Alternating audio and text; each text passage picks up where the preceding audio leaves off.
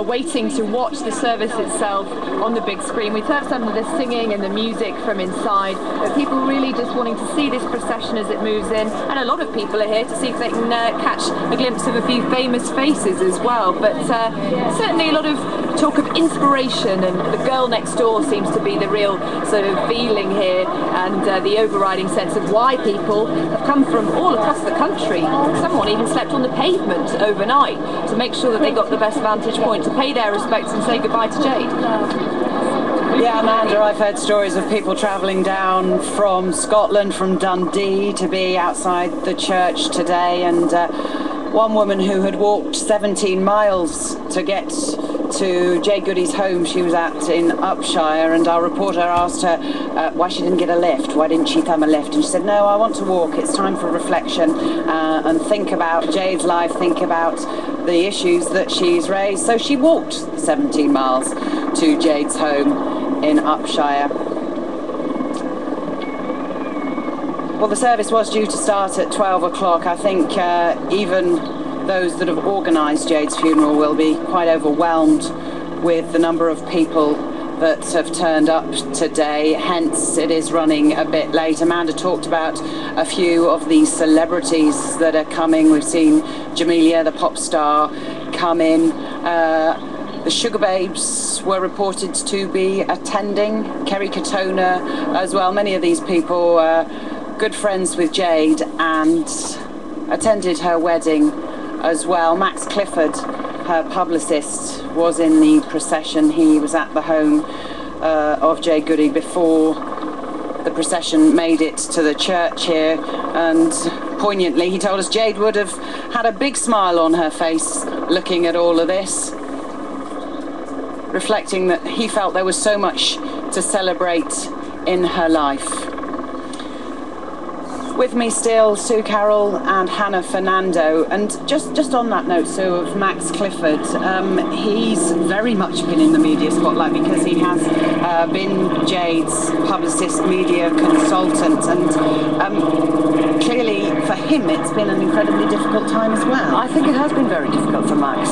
We saw him very, very upset on Sky Television the day that we heard the news about Jade's death. But what you've got to remember is that Max has had personal experience very similar to what Jade's family are going through now. His wife died of cancer. He himself had a cancer scare. So it's very close to him. His daughter's not always been a well girl. So he's had a lot of experience of suffering, and I think he just relates entirely to what the ordeal the family are going through, and all of Jade's friends. We're seeing the people get out of the cars and make their way towards the hearse.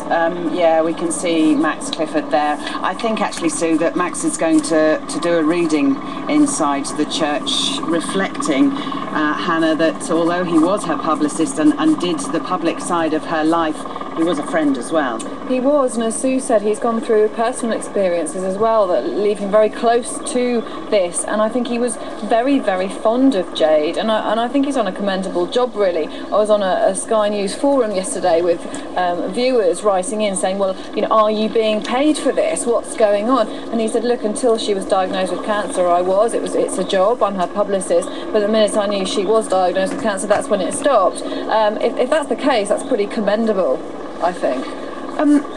Kevin Adams is another person who's been thrust into the media spotlight. He was a personal trainer, wasn't he?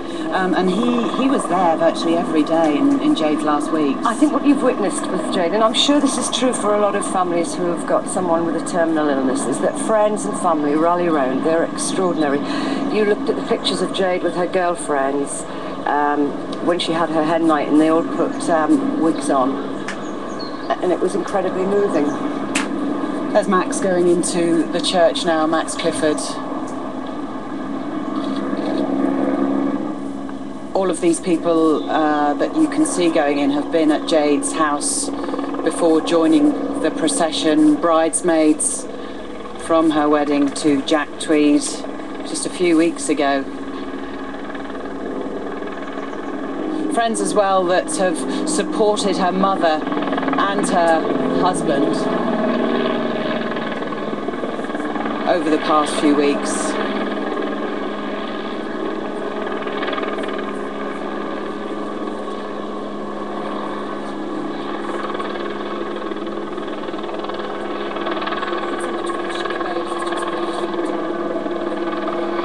Yeah, pop stars as well, because it was the life that she wanted, wasn't it? This celebrity life where you were in the magazines and you had famous friends. Absolutely.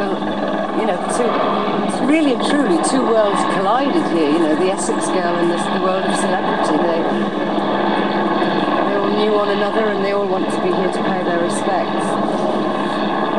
The thousands of people that are outside, you can see in some of those shots from our Skycopter, are craning their necks to get a look at who is arriving. They will be able to watch the service on the big screens once it gets underway.